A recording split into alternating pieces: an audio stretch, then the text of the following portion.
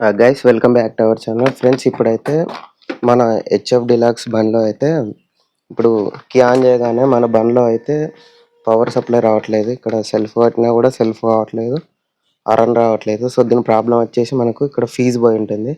So fee పోయిందో లేదో మనం ఎలా చెక్ చేసుకోవాలంటే మనము బ్యాటరీ క్యాబిన్ బ్యాగ్స్ అయితే ఓపెన్ చేసుకోవాలి friends.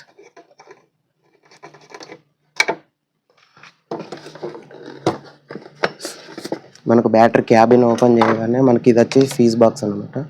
So fees box open చేయగానే మనకు ఫీజులను చెక్ చేసుకోవాలి.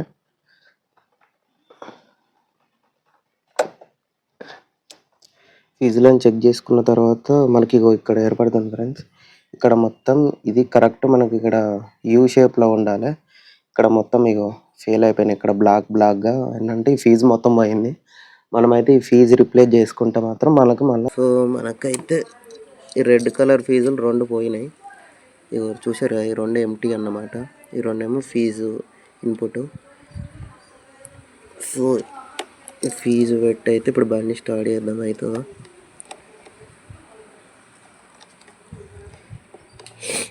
సో బండి పెట్టగానే ఇప్పుడైతే మనకు లైట్ వెలిగింది, ఇంతకుముందు అయితే రాకుంటుండే.